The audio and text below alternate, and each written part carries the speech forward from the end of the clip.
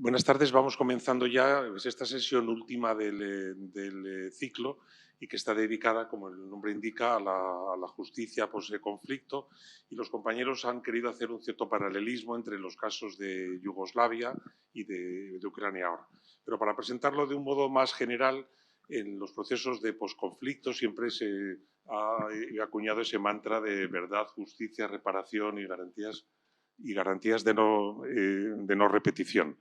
Y hoy vamos a profundizar algo sobre los aspectos que tienen más que ver con la justicia penal pues, en estas situaciones. Para eso tenemos a dos ponentes excelentes, que son Concha Escobar, catedrática de Derecho Internacional Público de la UNED, directora ahora del Centro de Estudios y Difusión del Derecho Internacional Humanitario de la Cruz Roja Española, que es en nuestro país y en habla hispana como el centro de referencia para temas de Derecho Internacional Humanitario, y que además en su historial ha participado en muchas conferencias internacionales sobre estos temas, es miembro de la Comisión de Derecho Internacional y participó, por ejemplo, en la conferencia de Roma de aprobación de la Corte Penal Internacional y por tanto muy buena conocedora de los temas de derecho internacional público en general y humanitario en particular.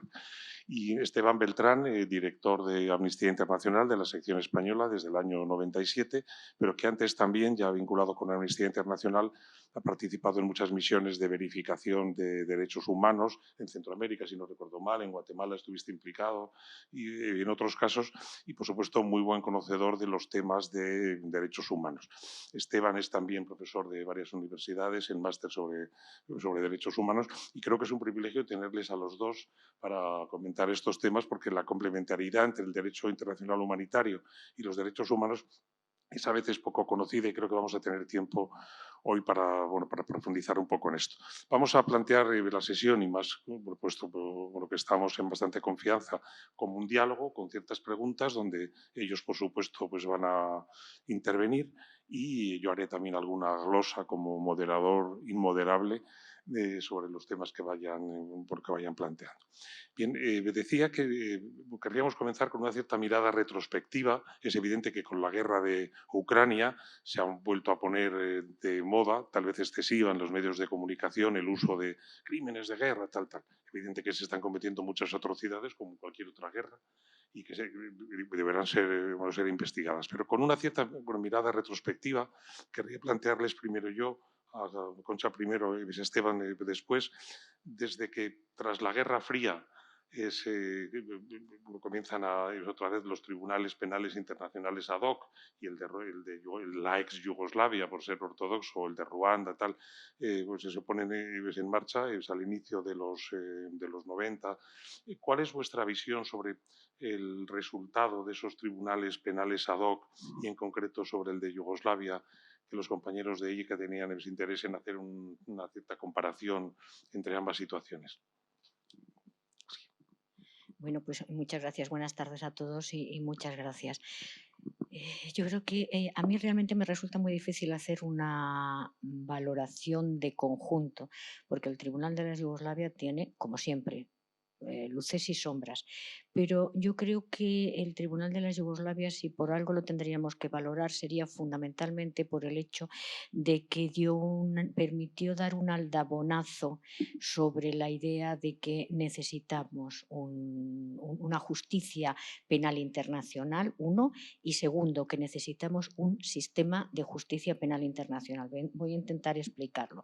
Necesitamos una justicia penal internacional porque está demostrado que si dejamos el tema exclusivamente en manos de los Estados, hay determinados crímenes que nunca van a ser juzgados o que van a acabar en un proceso discutible, con un resultado más que discutible, porque entran en juego inmunidades, indultos, leyes de punto final, falta de medios, etc.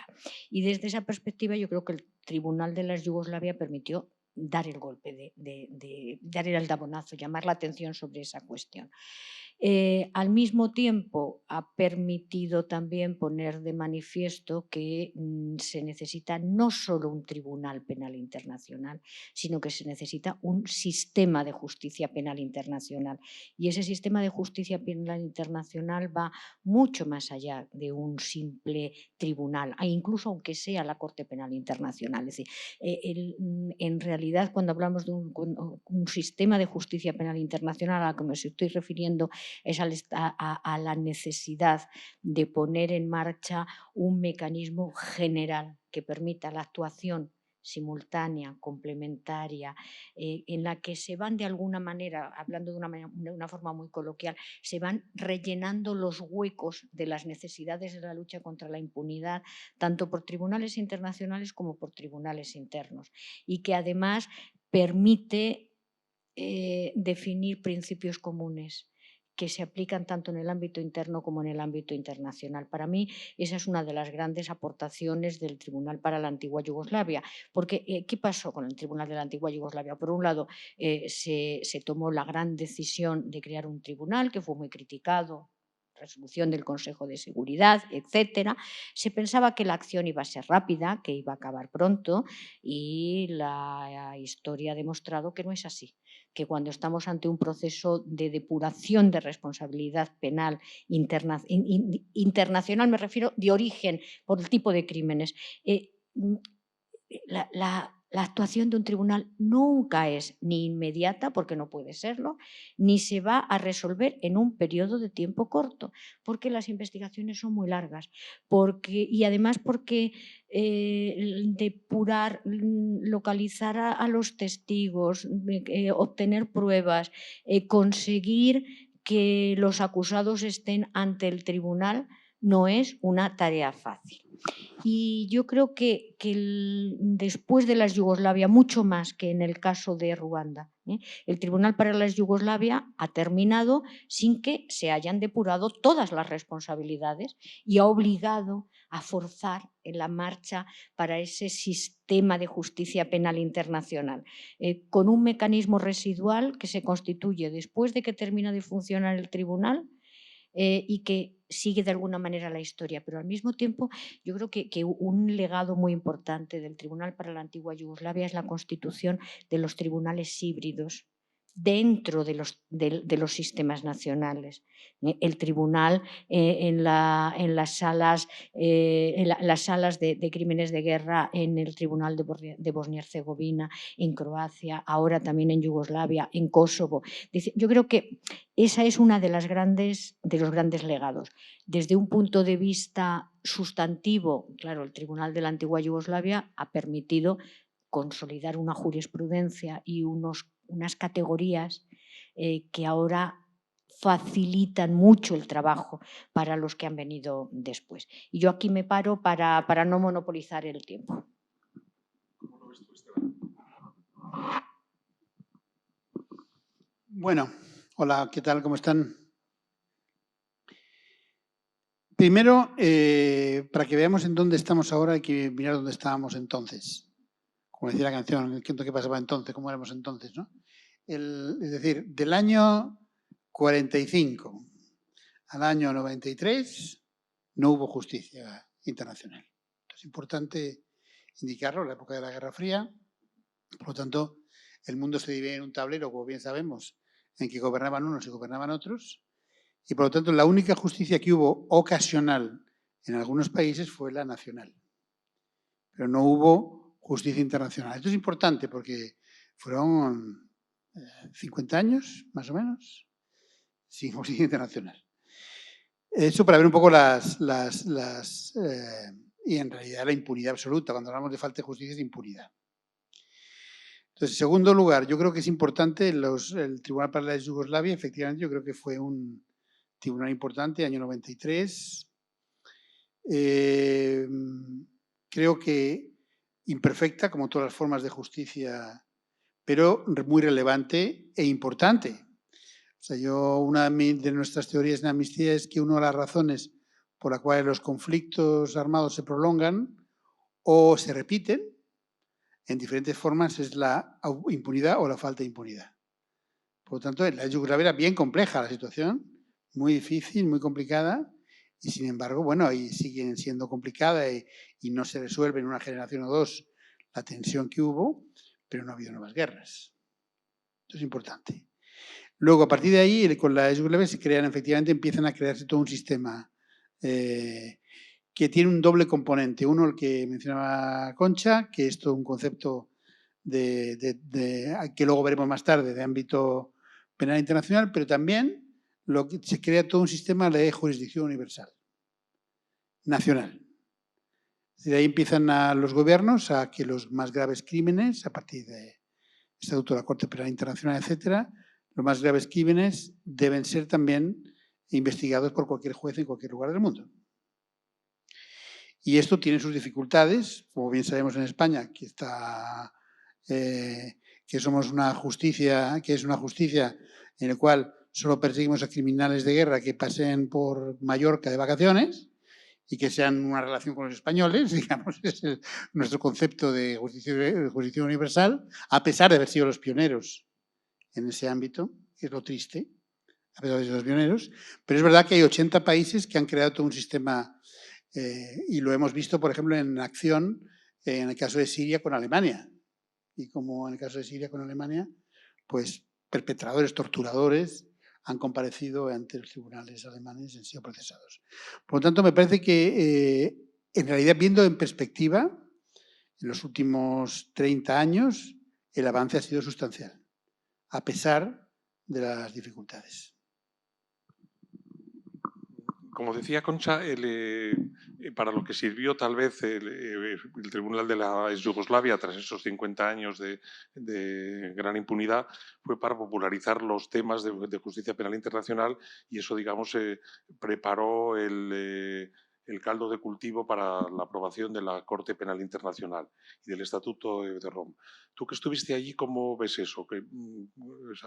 ¿Fue posible esa aprobación del Estatuto por un momentum, como dicen los pedantes, histórico muy determinado? Y luego, pues la siguiente pregunta va a ser, o lo siguiente que quiero que vayamos es, ¿qué ha pasado después? Porque tras las grandes expectativas de la Corte, las cosas se han ido desinflando, el número de sentencias, pero eso lo vemos luego. Pero sí me gustaría, tú que estuviste allí, que lo has contado muchas veces, yo he tenido pues, ese privilegio con otros compañeros, ¿cómo viste eso, el hito de la creación de la Corte Penal Internacional? Vamos a ver, la creación de la Corte Penal Internacional no habría sido posible sin los trabajos, sin la creación previa del Tribunal para la Antigua Yugoslavia y también del de Ruanda, porque muchas veces nos olvidamos del de Ruanda, cada uno puso su granito de arena, siendo con una expresión muy coloquial, el de la Yugoslavia probablemente puso un saco completo, el de Ruanda un poquito menos, se quedó como a la mitad, pero no habría sido posible. De hecho, es que tenemos que pensar algo a lo que se ha referido antes Esteban. Es que desde 1945, desde 1948, cuando se dictan las últimas sentencias en Nuremberg y en Tokio, con todas las reservas,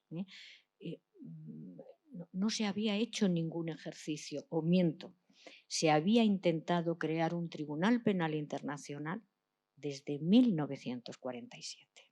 En 1947 se pone en marcha la Comisión de Derecho Internacional y los dos primeros mandatos que le dan a la Comisión son elaborar los principios de Nuremberg, que son los grandes principios en los que se sigue construyendo, basando todo el sistema de derecho penal internacional, y se le pide que prepare propuestas para crear una corte penal. Y hasta 1996 la comisión no fue capaz, no pudo hacerlo. ¿Por qué?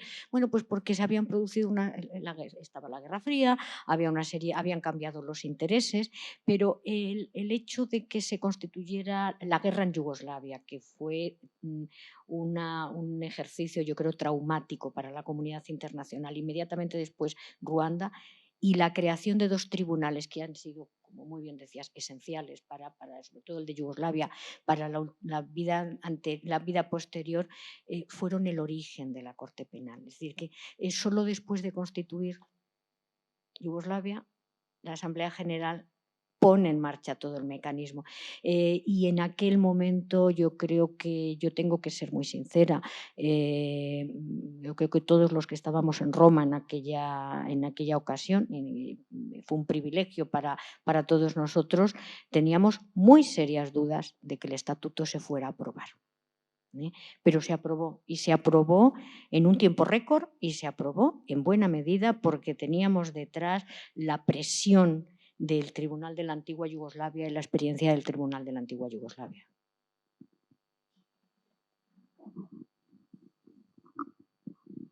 Sí, yo creo que también es uno de los momentos, hay pocos momentos en la historia de la humanidad en la cual hay un trabajo conjunto entre sociedad civil y gobiernos, algunos gobiernos. Se dio, por ejemplo, en el ámbito de la esclavitud, la abolición de la esclavitud, se da en el ámbito de la pena de muerte, en que trabajan contra la pena de muerte de la sociedad civil, y se dio en el ámbito de la creación del Estatuto de Roma de la Corte Penal Internacional.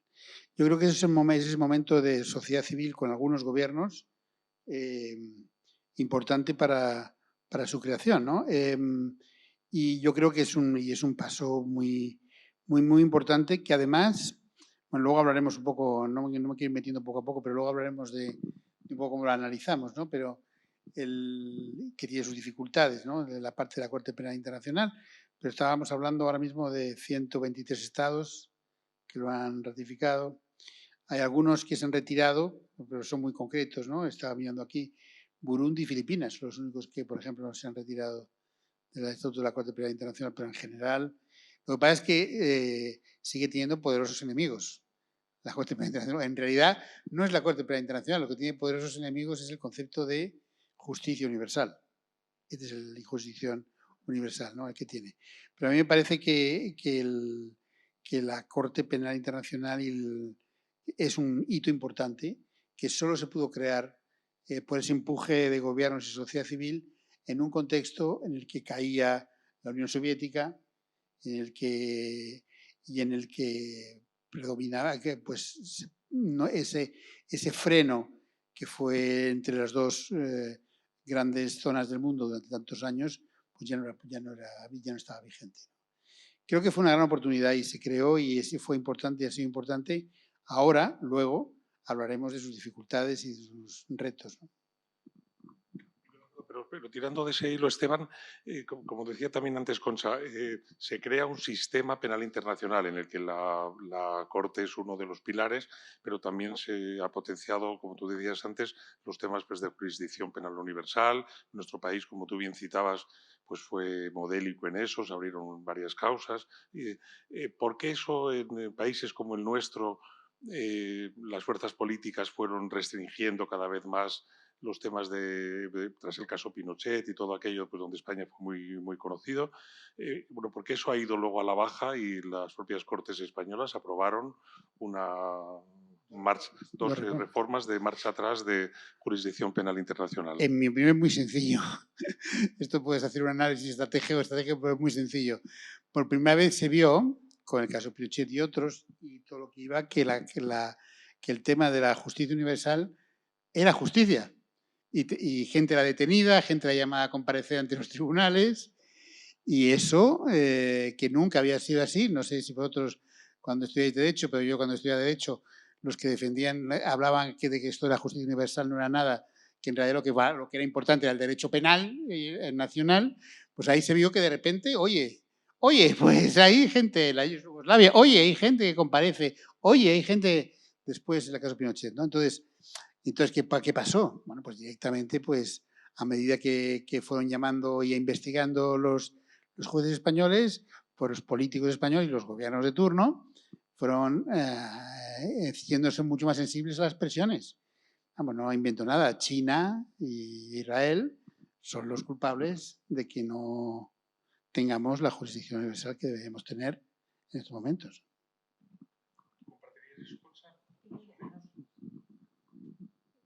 Con matices. con matices, sí. Sí que creo que en nuestro país se ha producido una evolución restrictiva en relación con la jurisdicción universal y como lo tengo escrito y publicado, no tengo ningún empacho en decirlo. La jurisdicción universal, la última reforma de la jurisdicción universal equivale prácticamente a la supresión de la jurisdicción universal en España. Porque claro, cuando hablamos de jurisdicción universal, ¿de qué hablamos? De que un tribunal nacional va a poder juzgar cualquier crimen cometido por cualquier persona con independencia de su nacionalidad y fuera del territorio nacional, que es algo que choca con los parámetros tradicionales del derecho penal clásico, que es territorial. El problema es que con la reforma, la última reforma, si vemos la jurisdicción, lo que es justicia universal o jurisdicción universal en España, es irreconocible. Hay tantos requisitos y se aplican de una manera tan distinta para cada tipo de crimen que no es operativa. Y de hecho la prueba la tenemos en que cuando se han intentado reactivar algunos casos, bueno, ha sido casi una tarea, si no imposible, muy, muy difícil. Lo que pasa es que la jurisdicción universal, yo creo que también está atravesando, yo soy una ferviente defensora de la jurisdicción universal, pero la jurisdicción universal está, como todo en el ámbito de la lucha contra la impunidad, está atravesando por un proceso de redefinición, que es lógico. Durante mucho tiempo, cuando queríamos juzgar crímenes de guerra, estamos hablando de los grandes, y no estamos hablando perdón por la vulgaridad, de robar una gallina, estamos hablando de una tortura, estamos hablando de crímenes de guerra. El único mecanismo que teníamos era si el Estado en el que se había cometido el crimen o la nacionalidad no quería hacer nada, no quería ejercer la jurisdicción, la única vía que teníamos era la jurisdicción universal. Con la aparición de los tribunales penales internacionales y sobre todo con la consolidación de la Corte, la jurisdicción universal se tiene que repensar, se tiene que redefinir. ¿Por qué? Porque la jurisdicción universal ya no es el único mecanismo, es un mecanismo esencial del que no se puede prescindir, pero que tiene que operar teniendo en cuenta que tenemos tres patas: los tribunales nacionales, los tribunales que ejercen jurisdicción universal y los tribunales penales internacionales. Ninguno es suficiente para luchar por sí solo frente a la impunidad. ¿Qué ha pasado en nuestro país? Que hemos pasado de un intento de redefinición y ubicación de la jurisdicción universal en esa nueva situación, que a mi modo de ver es lo que se hizo en el 2009, en la primera reforma, a una situación en la que, aprovechando las presiones y aprovechando que el Pisuerga pasa por Valladolid, vamos a borrar del todo la jurisdicción universal sin cambiarla. Vamos a mantener el nombre, tenemos jurisdicción universal, pero vamos a diseñarla de tal manera que no sea operativa.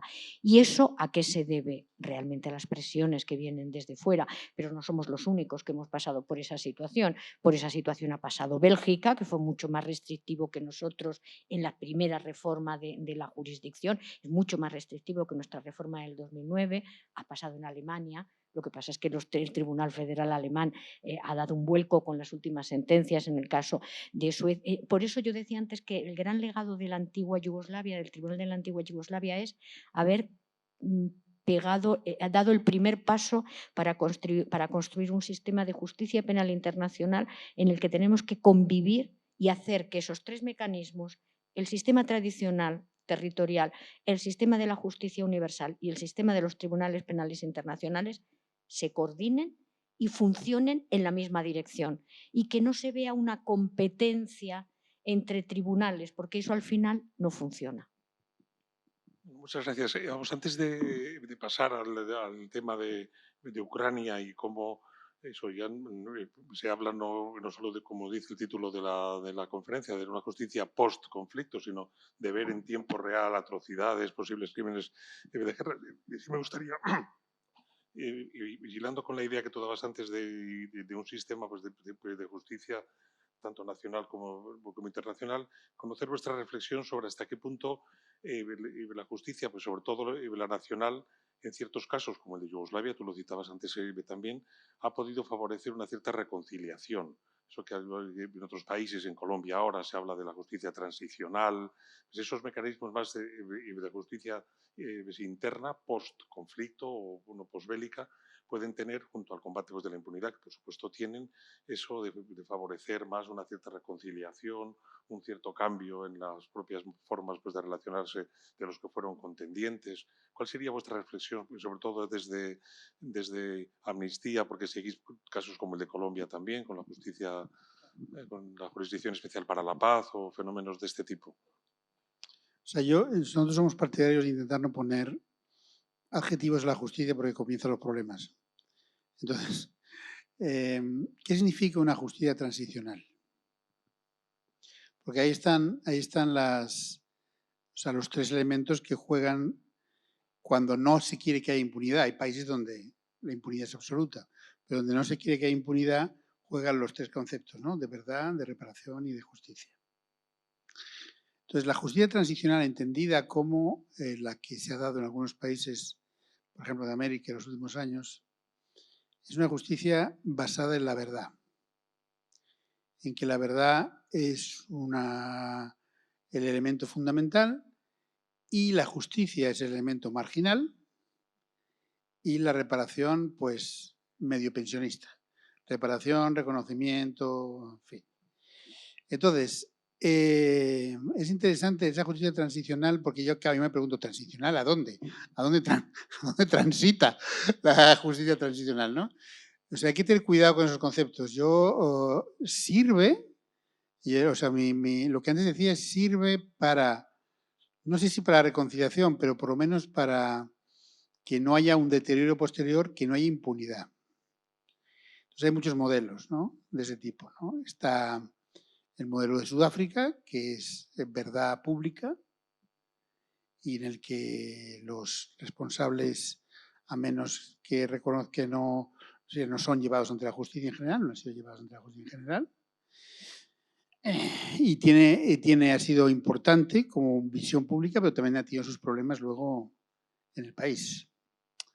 Lo estamos viendo en El Salvador. El Salvador es un ejemplo en el cual hay una comisión verdad, no hay justicia, no se nombra a los perpetradores y es un país que sigue una senda de violencia importante. Colombia es un país, yo creo que muy importante el proceso de paz, muy, muy importante. Ahora en unos días va a salir el informe, pero vamos, es la historia de un proceso de paz sin apoyo gubernamental, lo cual ya es insólito. O sea, en el cual han tenido que nutrirse de todo del apoyo de la comunidad internacional para hacer su trabajo, pero sin apoyo del gobierno. Entonces hay diferentes, y hay impunidad absoluta, por supuesto, en una buena parte. Entonces, yo creo que es difícil que tenga futuro un país si no es relevante la justicia. Es muy difícil. Bien sabemos que el país donde mejor el sistema judicial ha desempeñado en cuanto a identificar responsables y procesarlos es Argentina. Que tampoco es que digamos que sea un país muy estable, tampoco, pero es por otras circunstancias diferentes, ¿no? Pero sí es interesante porque es ese concepto que siempre hemos hablado antes que es el concepto de democracia militante, que a veces tiene sus problemas para la libertad de expresión y de reunión, pero es una cosa importante. En el caso de Argentina es una democracia militante con los abusos que se cometieron en la dictadura. Y hoy uno va a Argentina en determinado marzo y ve que las movilizaciones son extraordinarias en recuerdo, ¿no? Hace poco también hubo unas movilizaciones extraordinarias para impedir que hubiera permisos carcelarios para los encarcelados que hubiera supuesto salir a la calle. Otra democracia militante, ahí bien sabemos, es la alemana. Sobre todo con todo lo que ocurrió sobre el nazismo, y eso también es un concepto de determinadas cuestiones que después de un análisis, o sea, los alemanes llevan desde el año 52 estudiando en los colegios de forma obligatoria lo que pasó con el régimen nazi. Hay otros países, verbigracia el nuestro, en donde hemos pasado de puntillas sobre todo esto, Y yo creo que ese es un problema serio para el futuro. Entonces, yo creo que nada es perfecto, pero hay que intentar que haya un equilibrio entre verdad, justicia y reparación, porque si falta una de las patas, por supuesto, si falta verdad, no falta todo, pero justicia no debe ser simplemente un mirar a otro lado y pasar. Eso es un problema para el futuro. No, yo estoy de acuerdo con lo que decía Esteban. Los modelos son tan variados que no puedes hacer una comparación absoluta de unos a otros. A mí lo de la justicia transicional también me produce una sensación extraña, incómoda, porque claro, es una transición, pero muchas veces cuando se habla de justicia transicional se está hablando en algunos sectores de otra cosa. Se está hablando de cómo buscar mecanismos en los cuales la justicia, en el sentido de la depuración de las responsabilidades penales, se ve aminorada porque eso puede desestabilizar el país y como queremos una transición hacia la paz y hacia la reconstrucción, no queremos que se lleven a cabo ese tipo de, políticamente no se quiere que se lleven a cabo ese tipo de medidas. Yo no voy a entrar a valorar ni a decir lo que pienso al respecto, pero lo que sí está claro es que al final la depuración de responsabilidades acaba saliendo tarde o temprano. Esteban ponía el ejemplo de Argentina. Yo estoy de acuerdo en que probablemente de los países en los cuales se intentó llevar a cabo un sistema de comisión de verdad, el más operativo, el más eficaz fue Argentina por muchos motivos y la forma en que opera. Pero se quedaron muchas cosas pendientes, se quedaron muchas cosas colgando. Y sin embargo, hubo, bueno, llámalo democracia militante, llámalo como quieras, reclamación de justicia, el caso de los niños secuestrados, el caso de los niños robados, que había pasado sin pena ni gloria en la comisión, sabiendo, se había dejado constancia, pero al final acabó en ejercicio de justicia penal. Entonces yo lo que creo que es esencial es que no se deben de rechazar, no creo que debamos de rechazar ningún mecanismo. Los mecanismos de justicia transicional pueden ser muy útiles, pero al final necesitamos depuración de responsabilidad penal, porque esa depuración de responsabilidad penal es depuración de la verdad y solo sobre la base de la depuración de la responsabilidad penal podemos ofrecer reparación. Esos tres elementos, mantener el equilibrio no es fácil. Y bueno, yo creo que hay muchos otros ejemplos, pero yo quisiera algo que se nos pasa en relación con lo que tú antes decías de la relación DIH, derechos humanos, justicia penal. Bueno, lo importante que fue la opinión consultiva de la Corte Interamericana de Derechos Humanos, que dijo que las leyes de punto final son contrarias a las obligaciones de respeto de los derechos humanos establecidos en la Convención. Es que muchas veces cuando pensamos en temas de derecho penal, en temas de derecho internacional humanitario, estamos haciendo separaciones, estamos haciendo compartimentos estancos y al final estamos hablando siempre de lo mismo, del respeto de la dignidad humana y del respeto de valores esenciales de la comunidad internacional. Ir avanzando, antes de dar la palabra a las personas del público que quieran preguntar o intervenir, ¿cuál es vuestra opinión ahora sobre Ucrania desde el punto de vista de los mecanismos de investigación? Todos los medios hablan de que se cometen crímenes de guerra, pero hay alguna misión ya sobre el terreno que me gustaría que dierais alguna información. Pero, digamos, lo clásico pues en la justicia pues ha sido posterior a la finalización de las hostilidades, del conflicto, pues en algunos casos hasta con un cierto sesgo de ganador versus perdedor. En un caso con un conflicto pues, abierto como el que estamos presenciando pues, y siguiendo online cada día, ¿cuál es vuestra reflexión desde el punto de vista de las posibilidades de hacer justicia y más en concreto de los mecanismos de investigación y de este tipo que se han puesto en marcha? Bueno, la primera cuestión es que los crímenes de guerra se están cometiendo de forma brutal, especialmente por el ejército ruso. Y tiene que ver con la historia. Es muy interesante como Ucrania como elemento de la... Porque cuando los que trabajamos sobre derechos humanos, cuando hablamos con gobiernos, generalmente hablan de que ellos lleven la política real, nosotros llevamos la política ilusoria, ¿no?, de los derechos humanos. Bueno, esto es un ejemplo muy claro de que aquí, sin tomar en cuenta la política de derechos humanos, las cosas se repiten. Y lo digo con una sonrisa, pero es dramático, ¿no? Porque, en fin, el ejército ruso miraba con desaliento el otro día lo que decíamos cuando el ejército ruso sitiaba Grozny y la misma forma de sitiar ciudades en Ucrania por hambre y bombardeando población civil, o cómo su aviación bombardeaba centros de salud y niños, escuelas en Siria, apoyando al ejército gubernamental sirio, ¿no? Y nadie durante años ha hecho absolutamente nada en ese contexto, ¿no? Entonces ahora nos hemos enfrentado que en una situación es evidente, porque además es una guerra en general abierta a los medios y a la investigación. O sea, no ha habido otras guerras que no lo son, esta la es.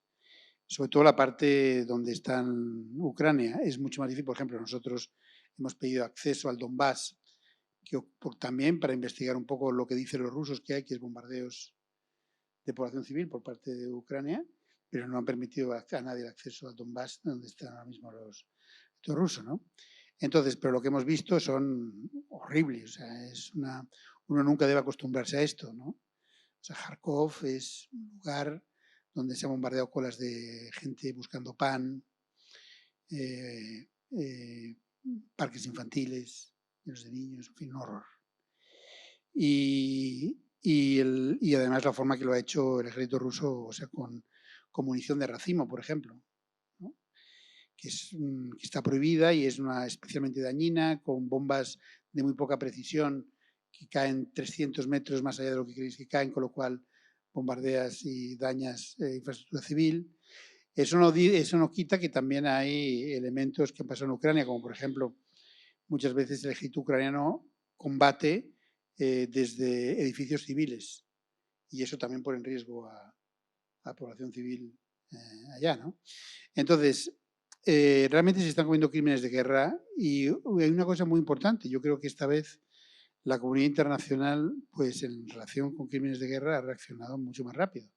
Ha reaccionado rápido, hay que ver si reacciona de forma coordinada, porque eso está por ver. Pero rápido en el sentido de que, bueno, pues se están documentando crímenes de guerra.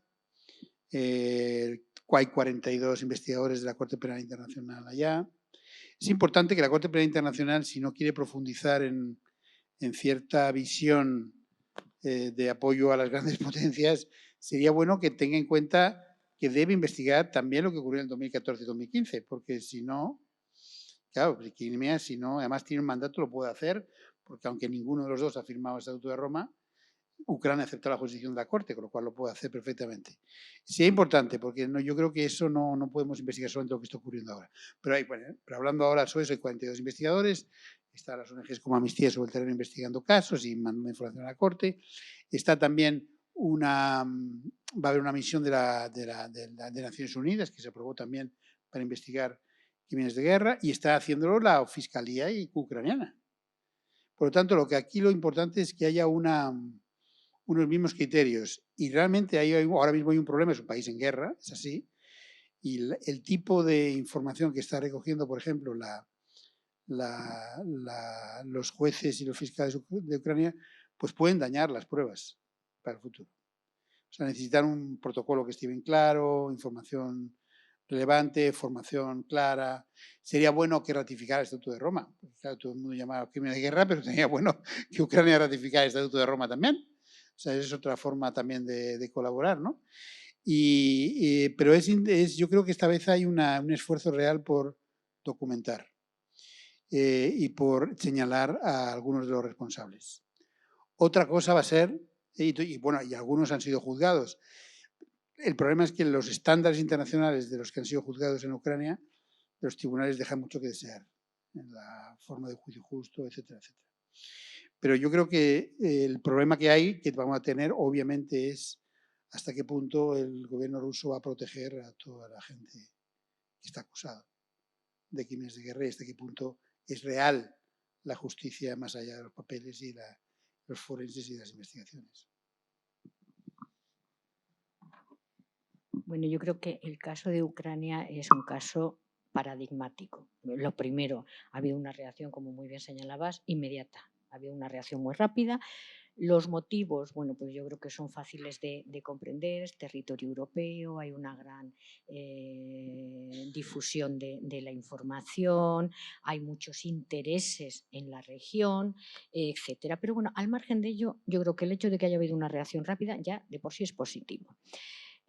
Hay otro elemento, y es que la situación, la respuesta en el caso de la antigua en el caso de Ucrania, por compararlo con el caso de la antigua Yugoslavia, es radicalmente distinto. En el caso de la antigua Yugoslavia no teníamos nada, no teníamos ninguna estructura. Si se quería hacer cooperación internacional, había que hacerlo con los modelos clásicos que no podían funcionar, y si queríamos que fuera la comunidad internacional la que directamente actuara, había que crear un tribunal, y por eso se crea el Tribunal para la Antigua Yugoslavia. Y eso, y además, pero ese tribunal, seamos realistas, ese tribunal nunca fue bien recibido por las autoridades yugoslavas, en ningún momento, por las de ninguna de las antiguas repúblicas yugoslavas. Todas han estado en contra, todas han arrastrado los pies a la hora de colaborar con el Tribunal de la Antigua Yugoslavia. En el caso de Ucrania estamos en una situación completamente diferente. Tenemos la estructura, tenemos el andamiaje, si queremos decirlo de alguna manera, porque tenemos la Corte Penal, está Eurojust, que ya venía investigando actos en el área, en la zona, Polonia, Lituania, otras repúblicas bálticas, también Ucrania, pero sobre todo tenemos la Corte Penal. Entonces, ¿qué puede hacer la Corte Penal? Yo creo que hay que ser realistas, hay que saber lo que se le puede pedir a la Corte y lo que no se le puede pedir a la Corte. La Corte no va a juzgar a cualquier persona que haya cometido cualquier crimen, eso es una cuestión esencial. Pero creo que está en una posición buena, y esta es una oportunidad. Ucrania, aunque parezca, la Corte Penal es una oportunidad para Ucrania, pero al mismo tiempo Ucrania es una oportunidad para la Corte Penal Internacional. Porque la Corte ha sido objeto de muchas críticas. Tú lo comentabas antes, ha habido una valoración, bueno, que yo creo que en parte tiene razón, bastante crítica respecto de algunas actuaciones de la Corte. Los estados no han colaborado con la Corte, pero la Corte tampoco. El caso de Colombia y la Corte es más que discutible lo que ha pasado ahí. Afortunadamente ha cambiado la orientación, pero es más que discutible. La Corte tiene una oportunidad, y la oportunidad se la ha dado unilateralmente Ucrania. Es verdad que Ucrania no ha ratificado, pero ha hecho 2 declaraciones formales por las cuales reconoce la competencia de la Corte y se obliga a colaborar con la Corte. Y yo creo que ahí es donde se produce el giro radical. Por un lado, es decir, el propio país en el que se está produciendo la crisis, aun no siendo parte en el Estatuto de Roma, está ofreciéndole a la Corte que intervenga. Pero al mismo tiempo está garantizándole la cooperación, una cooperación relativa, porque en la situación actual es complicada para llevar a cabo la investigación. Pero yo creo que, partiendo de ese esquema, se está poniendo en marcha un engranaje muy complejo en el que lo que se pretende de alguna manera, tal como yo lo veo, puedo estar equivocada, es precisamente coordinar las distintas acciones de la comunidad internacional, que antes decías que es esencial. El tema es, no solamente es que se actúe, sino que se actúe rápido, sino que se actúe de forma coordinada. Por primera vez la Corte Penal Internacional se ha integrado en un equipo de investigación conjunto creado bajo el paraguas de Naciones Unidas por el paraguas de la Unión Europea, y con la cobertura de Eurojust, y en el que participan Polonia, Lituania y Ucrania. Y van a trabajar de la mano, van a investigar de la mano, y la Corte está dispuesta incluso a influir y a proporcionar información para los casos que se van a seguir en esos 3 países, porque sus fiscalías están investigando ya. Otra cosa es hasta qué punto se pueda llegar o no. Hay otro dato que a mí me parece que es muy relevante, que 43 estados se hayan coordinado para pedirle a la Corte Penal Internacional que actúe y que ponga en marcha toda la maquinaria de la Corte, es algo que era impensable completamente hace 6 meses. Hubo un grupito pequeño de estados que le pidieron a la Corte que investigara a Venezuela, pero bueno, la situación era muy distinta y los motivos eran muy distintos. Pero en este caso yo creo que eso es muy importante. Ahora, el tema es hasta qué punto se va a conseguir que la comunidad internacional coopere. Y cooperar la comunidad internacional es que aporte equipos. Te has referido ya al equipo que está ya sobre el terreno. Hay más expertos forenses y médicos comprometidos para enviar sobre el terreno para que apoyen a la Fiscalía. Se ha comprometido dinero por parte de algunos estados para apoyar a la Fiscalía, pero yo sinceramente creo que eso es imprescindible, pero no es suficiente. Hay que apoyar a la Fiscalía, pero hay que apoyar a la Fiscalía de la Corte, pero hay que apoyar a la Fiscalía de Ucrania porque no tiene medios ni tiene la práctica para investigar en este tipo de crímenes de tal envergadura, y corremos un riesgo. Yo creo que el caso de Ucrania nos permitiría perfectamente enlazar todos los pilares: jurisdicción universal, jurisdicción territorial y tribunal internacional. Pero hay que ponerse de acuerdo para aplicar los mismos estándares y hay que ponerse de acuerdo para que esto sea eficaz. Y desgraciadamente las noticias que nos llegan de los juicios que se están desarrollando en Ucrania, en el lado controlado por las autoridades, y en Ucrania en el lado controlado por los secesionistas e indirectamente por Rusia, no son las mejores noticias. La forma en que se han desarrollado los juicios ultra rápidos en los dos lados son muy preocupantes. Y además, en el caso del Tribunal Superior de Lugansk, la acusación es que hay una persona que es mercenaria, que hay 3 personas que son mercenarios y se les sanciona por participar en las hostilidades, pero es que estaban inscritos dentro del ejército ucraniano y por consiguiente son combatientes legítimos. No sé si consigo explicarme suficientemente, es decir, el tema ya no es que no tengamos instrumentos tenemos, el armazón lo tenemos, el andamiaje lo tenemos, pero ahora tenemos que vestirlo y tenemos que vestirlo con telas del mismo color, de manera que nos sirvan para llegar a la misma finalidad. Por lo que veo, en ese sentido, vosotros no compartiríais esta frase que se ha dicho muchas veces de que el derecho internacional va con una guerra de retraso siempre. Pues se dijo, por ejemplo, cuando se aprobó el cuarto convenio de Ginebra de protección de los civiles después de la Segunda Guerra Mundial. Por lo que os oigo a ambos, me parece que sí sois más optimistas en ese sentido, de que tenemos los mecanismos jurisdiccionales a todos los niveles como para poder juzgar los crímenes de guerra más tarde o más temprano en una guerra como la de Ucrania. Yo creo que sí, gracias a que, vamos a ver, el derecho internacional, igual que el derecho, va por detrás de la realidad.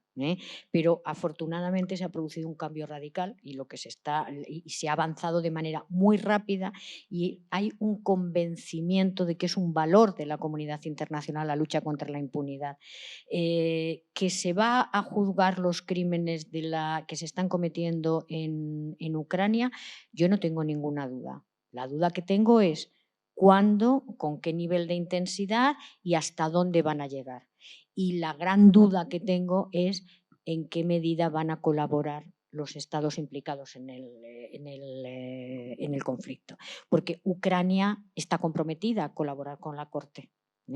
Rusia no, porque Rusia no es parte en el estatuto, se retiró la firma o declaró que no tiene intención nunca de llegar a ser parte en el estatuto y está guardando absoluto silencio a las peticiones del fiscal Khan.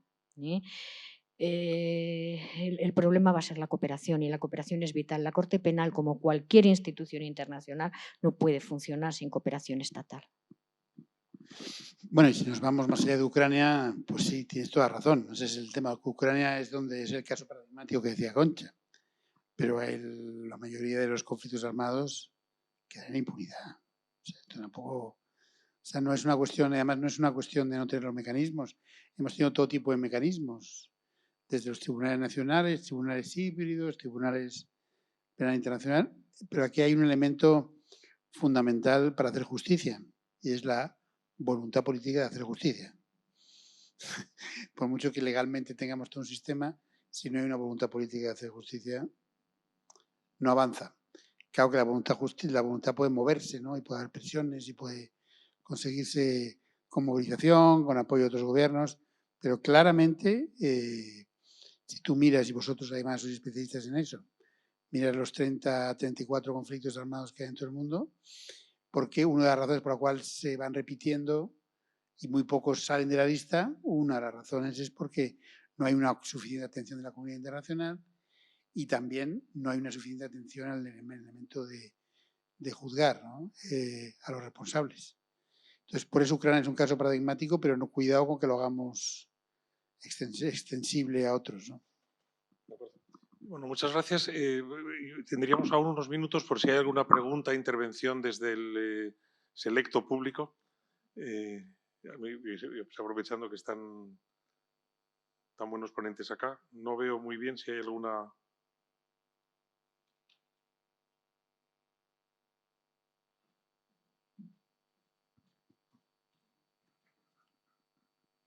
Hola, mira, mi pregunta va más enfocada sobre la justicia, ¿no? La justicia universal que mencionabais. Si es posible que esta guerra sea como, bueno, pueda producir un empuje, un avance en cuanto a la justicia universal.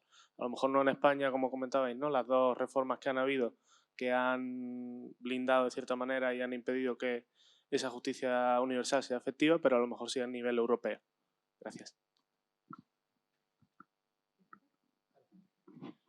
Bueno, vamos a ver, yo creo que ya se ha producido un desencadenante. En este momento hay más de 15 estados que están llevando a cabo investigaciones prospectivas o que incluso están iniciando procesos para ejercer la jurisdicción respecto de crímenes que se están cometiendo en Ucrania. Son todos países europeos. Son países que tienen algún tipo de vínculo, que tendrían mayor capacidad. En términos políticos, el tema se está planteando también, por ejemplo, en Estados Unidos o en Canadá, la posibilidad de ejercer la jurisdicción universal, pero tienen serios problemas para hacerlo por su sistema jurídico interno. Pero al margen de que el caso sirva para impulsar la jurisdicción universal, yo creo que para lo que ha servido es para otra cosa, que para mí es muy importante, y es para que los estados sean conscientes de que la lucha contra los crímenes internacionales es un interés común de toda la comunidad. Es un interés, valga la redundancia, es un interés común y que hay que utilizar todos los mecanismos que estén a disposición, todos. Y poner en marcha la jurisdicción universal, evidentemente, es uno de ellos. En España se empezó a evaluar, no sé cómo está la situación, no tengo información, pero hay un estudio abierto en la Fiscalía sobre la posibilidad de ejercer la jurisdicción universal. Incluso en un caso con una jurisdicción universal, como decía antes, prácticamente tan desdibujada, que yo dudo mucho de que realmente exista. En Alemania es ya muy activa, en Francia, que había tenido un parón la jurisdicción universal, otra vez parece que ha vuelto a reflotar. La influencia que esto pueda tener a nivel mundial es distinta, porque ahí sí estoy de acuerdo contigo. Es decir, el problema que podemos encontrarnos o con el que nos estamos encontrando es que estamos analizando, ha sido tan impactante la situación de Ucrania, que estamos analizando la parte por el todo. Estamos considerando que Ucrania es el todo, Ucrania es el modelo, lo que pasa en Ucrania va a pasar con carácter general, y eso desgraciadamente no va a ser así. No va a ser así. Tenemos Afganistán, tenemos Siria, pero tenemos muchas otras, por citar estas que son pero tenemos muchas otras en las que no se va a avanzar y en las que la jurisdicción universal no va a avanzar. Porque también por otra razón, porque a veces ejercer la jurisdicción universal se encuentra con tantas limitaciones procedimentales, localizar los testigos, conseguir la extradición, conseguir las pruebas, una serie de elementos que a veces es muy difícil ejercer la jurisdicción universal. Pero hay que tener voluntad política. Yo lo que sí quisiera es lanzar ese mensaje. No tomemos la parte por el todo. Ucrania es una oportunidad para la comunidad, para la Corte Penal. Ucrania es una oportunidad para la justicia penal internacional, pero Ucrania no es la situación de la justicia penal internacional. Incluso ante la Corte Penal hay un número elevadísimo de casos que no se pueden resolver pura y simplemente porque los estados no han querido cooperar con la Corte y no han entregado a los acusados y no se les puede juzgar. No sé si con eso te he respondido. Un comentario muy breve. Yo creo que va a provocar... O sea, ahora estamos intentando que el gobierno español sea coherente. Si le preocupan tanto la persecución de los criminales de guerra, pues sería bueno que adaptara su legislación. Hemos escrito una carta a la ministra de Justicia pidiéndole esto, que realmente avancen, vuelvan y retornen a la senda de la justicia universal y de la justicia universal. O sea, es el momento de hacerlo. Concha lo decía, en fin, como no pase que encontremos algún oligarca que veranea en Lanzarote, va a ser muy complicado procesar a nadie con el actual sistema de justicia universal. Luego es interesante también, aunque no es exactamente el motivo de este debate, sí que va a ser interesante ver qué pasa con la política de refugio en Europa después de Ucrania. Porque claro, hasta ahora la política europea se resume en una palabra, en una frase: cuanto más lejos, mejor. Y eso ha hecho toda una política con Afganistán, con Siria, con la honrosa excepción de Alemania. Y se han llegado a acuerdos con Turquía, acuerdos con Libia, países que ya se sabe respetuosos con los derechos humanos, para frenar un poco la gente que llegaba. Claro, ahora es diferente. Ahora de repente solamente en España hay 135.000 ucranianos. Y son 6 millones de personas que han huido. Y que han hecho los gobiernos europeos lo que deben hacer: recibir a la gente que huye y organizarla bien. Y claro, ahora hay que ver si se aplica el mismo rasero o un doble rasero. Porque claro, ahora qué va a pasar cuando vengan con otro color, de otra piel, que no sean exactamente europeos. Entonces yo creo que ese es otro elemento que también Ucrania va a poner sobre la mano, no solo la parte de justicia penal internacional, hasta qué punto mostramos esto, sino también en refugio y asilo, ¿no? El mismo día que... O sea, es interesante esto. El mismo día que empezamos a recibir personas de Ucrania, como debe ser, pues, por ejemplo, recibíamos, y todos ellos han sido aceptados como merecedores de protección internacional, de Mali y todo eso, recibíamos con golpes a la gente que iba de Melilla. Entonces, ahora hay que ver si eso va a cambiar algo, ¿no? Desde luego hay que aprovechar todas las oportunidades que se tienen para ese ámbito. Yo con Concha mantengo que quizá no las cosas cambien así, pero los precedentes son también importantes. Sí, ya que mencionas eso, en el ámbito humanitario estamos muy preocupados por eso que mencionas, por los dobles raseros. Esta mañana, por ejemplo, en la propia Agencia Española de Cooperación Internacional, en una reunión con el director, garantizaba que los fondos que dan para Ucrania no van en detrimento, pues, de los fondos comprometidos con ninguna otra crisis, cosa que ya es algo, pero que vemos con mucha preocupación en este sector. Y en lo de eso, desnudar un santo para vestir a otro que nos pilla más cerca y con el que hay más intereses, ¿no? Hay otros donantes que no lo han hecho, y sí vemos con mucha preocupación el que al día de hoy, por ejemplo, los llamamientos humanitarios que hace la ONU para los diferentes conflictos y las diferentes crisis humanitarias, en el caso de Ucrania ya van cubiertos a más del 70 y tantos % de lo que Naciones Unidas pide, pero otras crisis humanitarias están a cero. O sea, no ha llegado todavía ni un euro o ningún dólar de los pedidos. O sea, sí que de facto se está produciendo un efecto de Ucrania que tiene elementos positivos, como muchos de los vosotros citáis, populariza los temas de justicia penal internacional, de lucha contra la impunidad, pero también está teniendo otros efectos muy perniciosos. Y bueno, también en el cambio, como ciertos sectores, pues, de la opinión pública, pues, en nuestro país han sido muy favorables a la recepción de los ucranianos, pero no de otros países, como tú muy bien has citado. Sí. Una mención, Paco, es cuando me dicen es porque bueno, las raíces con Ucrania, bueno, yo digo España, raíces con Ucrania, digamos, muy desarrolladas no tenemos. Estamos mucho más cerca de Marruecos, de Argelia, de América, no sé, en raíces, digamos, si hablamos de raíces. Con lo cual, o sea, ahí hay un componente y Polonia es el ejemplo más claro de racismo. Llamemos la cosa por su nombre. Hay gente que viene de Siria y Afganistán que todavía está en los bosques ahí entre Bielorrusia y Polonia, sin poder entrar en Polonia. ¿Hay una pregunta más? ¿Alguna intervención más?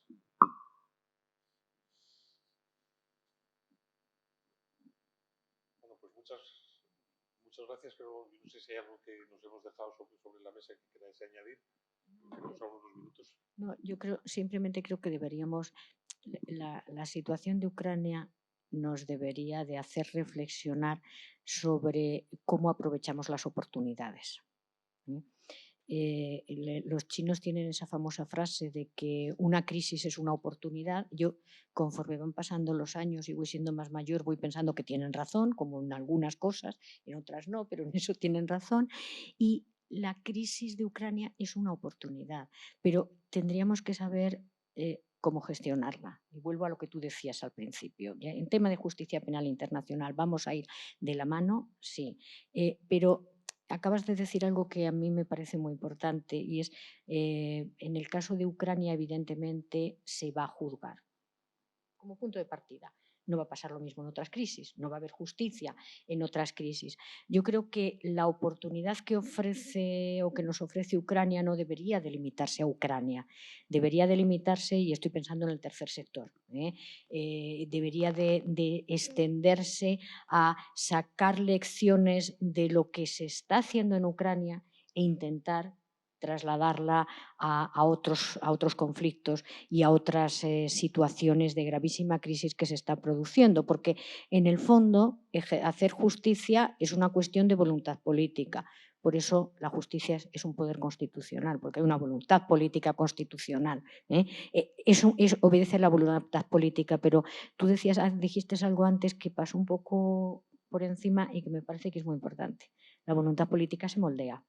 La voluntad política se produce a través de la participación democrática, se produce a través de las presiones, a través de los llamamientos.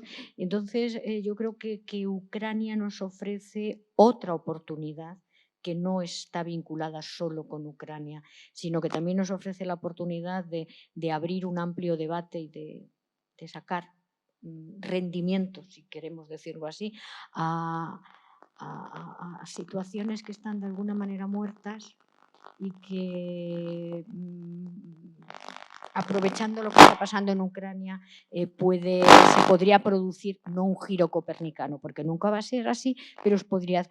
Tú has mencionado el caso de los refugiados y el caso de la ayuda al desarrollo, de la cooperación al desarrollo. Yendo al marco de la Unión Europea, hombre, estamos metidos en un debate general sobre cuál es. ¿Está fallando? Bueno, decía que. ¿Está encendido? No. Ahora sí, perfecto. Decía, en el marco de la Unión Europea estamos pensando en Ucrania, pero yo quisiera también poner el lado negativo de la cuestión.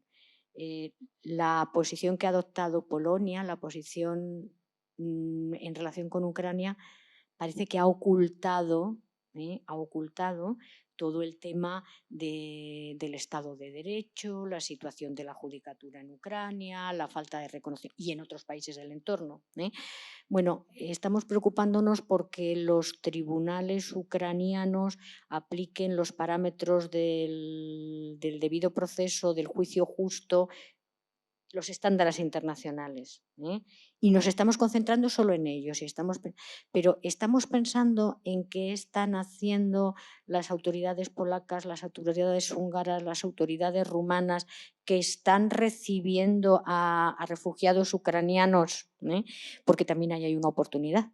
para reformar las legislaciones internas, las políticas internas y para reforzar también la posición de la Unión Europea como una comunidad de valores, si es que lo queremos mantener, que yo creo que para mí es esencial, pero lo digo en hipótesis porque... Bueno, damos por concluido el debate y este ciclo. Confiamos que en ciclos posteriores, con menos calores, menos pospandemia y estas cosas, bueno, contemos con más público, pero ha sido un privilegio teneros, de veras, y bueno, confío que en las visitas por la web y eso, más gente pueda disfrutar de estas cosas. Muchas gracias y buena noche con los calorcitos consiguientes. Gracias.